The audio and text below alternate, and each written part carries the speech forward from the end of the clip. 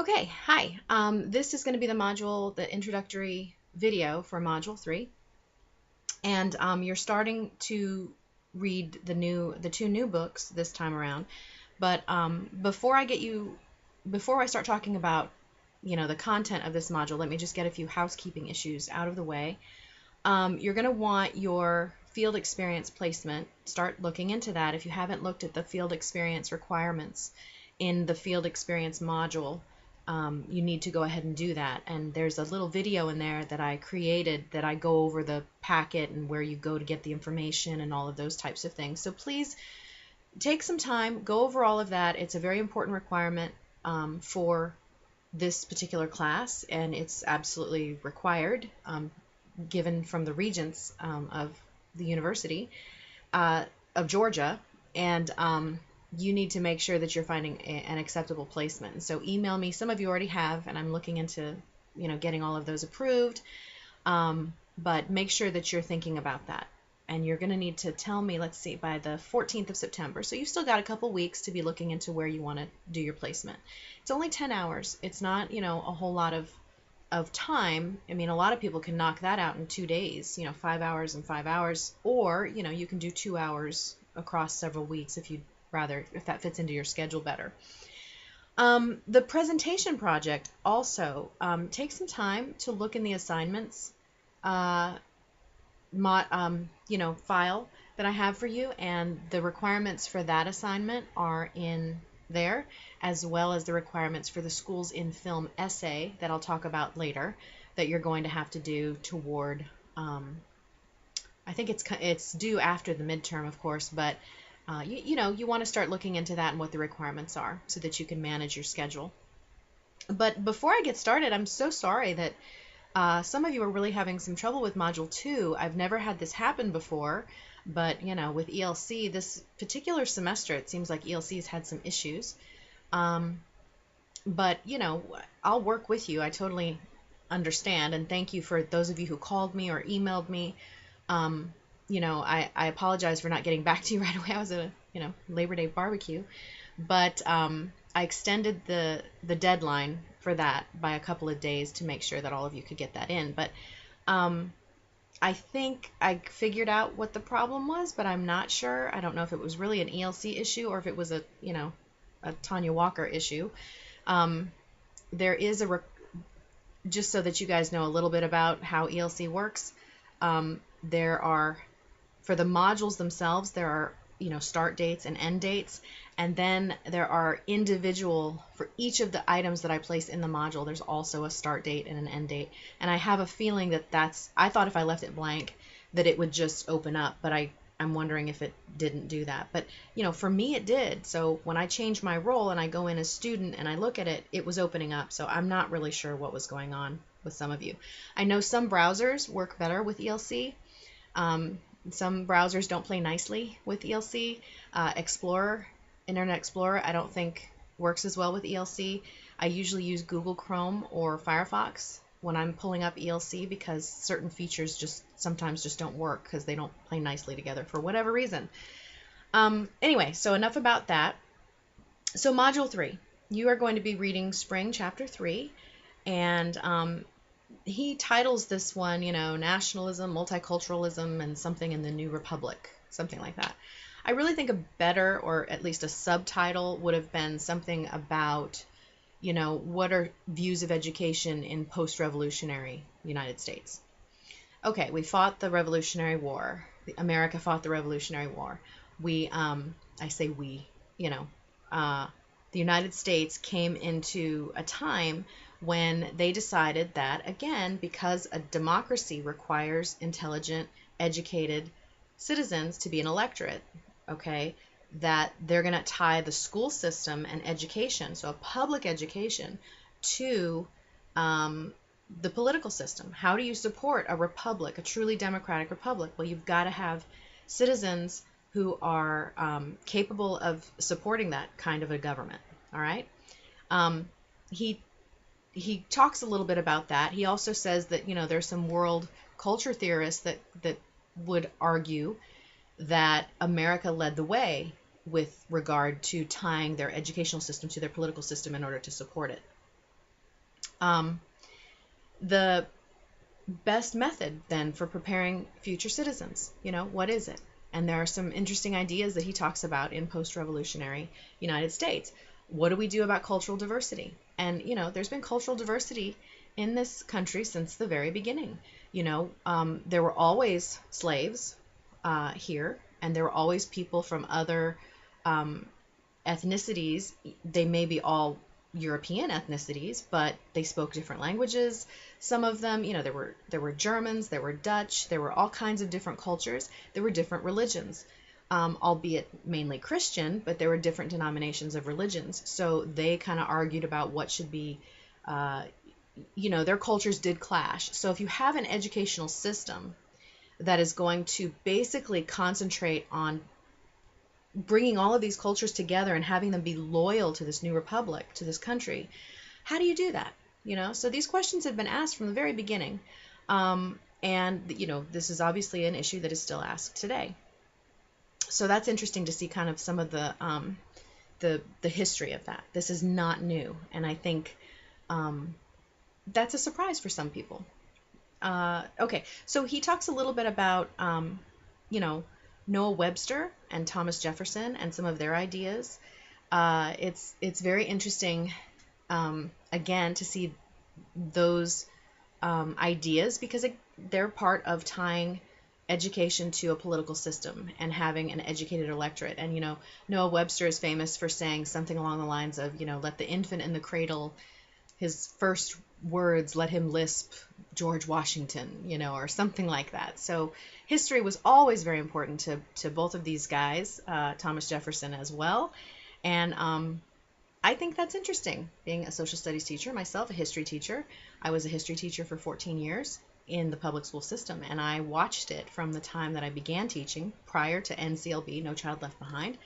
I watched it slowly be marginalized, and I still see that today, that it's still kind of marginalized and put off to the side today. I think Thomas Jefferson and Noah Webster would probably have a heart attack if they saw what was happening to social studies and civic education, but that's my personal opinion. Okay, so another couple of things. There's a small PowerPoint, a short PowerPoint for you to view that kind of summarizes some of the interesting aspects of this chapter, but not all of them by any means. Faculty psychology. This was where they believed that the brain was sort of like a muscle, and if you exercise certain aspects of the brain, then it would get stronger, and you had to do that. So, again, the ideas about education during this time were a lot of rote memorization because of their views of what they believed the brain capable of doing. And I suppose that there's something to be said for this. Yes, you need to use your brain to keep it, I think they found with Alzheimer's research that you need to do these types of things, but it's certainly nowhere near what they're sort of, should I use the word primitive? They're sort of primitive ideas about psychology and how the brain worked at the time. And then there was this concept of sort of this different ideas of childhood, different conceptions of childhood. I think that's a very important part of the chapter to definitely read, because this sort of idea of a protected childhood where children should be able to be innocent and free and have I guess this idyllic sort of childhood where they don't have to deal with the hardness and harshness of life. This is a very different idea in recent years, probably since about the 1950s. We have this idea that children have this protected childhood. Well, some children never have this protected childhood, and certainly not in the United States even since the 50s. If you're talking about people in lower socioeconomic strata, certainly African Americans in the South, during this time frame, many of their children did not have a protected childhood. So it's important to remember that this is a relatively new idea, and children around the turn of the century, the 20th century, the 1900s, they were working in industrial factories for 10 hours a day, 6 days a week. So that was certainly not a protected childhood either. And then many children on farms, were working from the time they got up in the morning. There were many children raised by single mothers because many fathers died, and the same with mothers. Many mothers died in childbirth. So this idea that there's a single parent household, that's honestly kind of that's not a new thing either, considering death rates in previous times. So that's all something to think about in spring. In Ravitch and in Darling Hammond, in chapter 1, it's essentially an introduction to their book. They're both of their chapter 1s. And Diane Ravitch is an interesting character because she, for a very long period of time, was a proponent of many of these current day issues in education that she is now very vehemently against. Market-based reforms, we call them. Neoliberal reforms, they're sometimes called as well.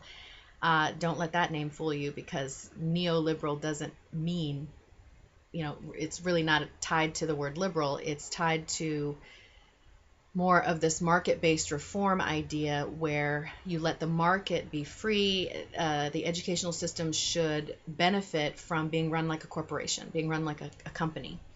You should privatize. You should have charter schools. You should have vouchers. You should have, choice, school choice. The curriculum should be standardized across the board. It should all be measured. The accountability, how should teachers' effectiveness be measured? Should it be measured by the test scores of their students, which is a very problematic issue that you're going to learn a lot more about this particular semester? Because at first blush, that seems like just a logical idea. Why shouldn't we judge teachers based on the scores of their students? That makes sense. How well did you do your job? Did I teach my students what I was supposed to teach over the course of the year? But you'll find that it's much more problematic than that. Anyway, so Ravitch essentially does a total 180. She changes her mind because she sees that these things don't work, and I think she explains that very well in that first chapter. And then of course Darling Hammond, in a little, she certainly backs up all of her statements. She's writing more for a scholarly audience, I think, in her book. So hers is going to be a little more dry. I understand it can be a little boring at times, but there's a lot of really important information in there. So, pay attention to the way she presents her arguments and her statistics, because it's very convincing. And again, she's a very influential voice in public policy for education these days. Again, she was President Obama's first choice to be Department Secretary of Education, but she did not end up being that in the end. Anyway, so she focuses on educational inequality. She's going to talk a little bit about how America's falling behind because of the test scores. If you compare them to other countries, which others will argue you're comparing apples and oranges, these are totally different systems, but there's still something to be learned there about what she has to say. And then, of course, you'll notice that her focus is going to be predominantly on teachers and how well they are prepared, and that across just about any measure of educational effectiveness, you're going to find that having the best prepared, educated, trained teachers are going to increase those measures of effectiveness, whether it be test scores or or whatever measure you choose to gauge how well students are doing in a classroom. She would argue that it's always going to be tied back to a very well prepared teacher, and not a teacher, for example, in Teach for America or one of these type of programs where you just prepare a teacher for 6 weeks over the summer and then you let them loose the next school year. So understand her background and where she's coming from. So then for the assignments, you're going to answer the discussion post and then respond to one of your classmates' discussion posts. And I've been enjoying reading those. Those are actually very, you're really coming up with some good points, and I think you guys are starting to get some of, the important ideas and aspects about what we're going to be talking about this semester.